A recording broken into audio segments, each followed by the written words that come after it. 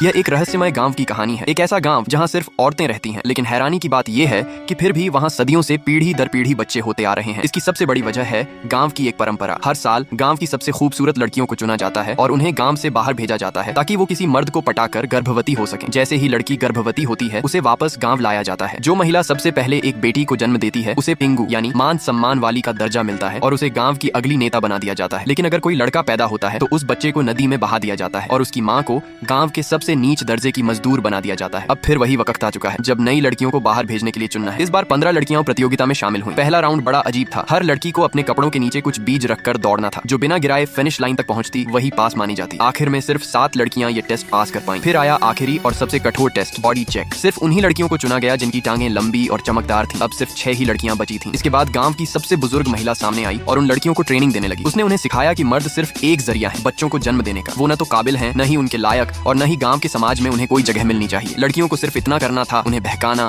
Pregnant होना और फिर गांव लौट आना। गांव की रानी ने उन्हें एक तरह से आशीर्वाद दिया और फिर वो 6 लड़कियां एक साथ गांव से निकल गईं। जंगल पार करते ही उन्हें रास्ते में एक आदमी सोता मिला। सबको लगा टारगेट मिल गया, लेकिन जैसे ही पास गईं, उन्हें इतनी बदबू आई कि डर के मारे सब भाग निकले। कुछ देर बाद वो एक बाजार पहुंची। वहां का नजारा और भी अजीब था। हर तरफ बदबूदार मछलियां, चिकन काटने की आवाजें और गंदगी ही गंदगी। कुछ लड़कियां डर के मारे बेहोश हो गई, कुछ उल्टी करने लगी। जैसे तैसे सबने एक दूसरे को संभाला और वहां से निकल गए। लेकिन रानी का आदेश तो पूरा करना ही था। रात भर सोच विचार के बाद अगली सुबह सबने अच्छे से मेकअप किया, सुंदर कपड़े पहने और बाजार की सड़कों पर एक साथ निकल पड़े। इस बार पूरे कॉन्फिडेंस के साथ। अब मिशन था किसी शिकार को फंसाना ताकि गांव की परंपरा को आगे बढ़ाया जा सके।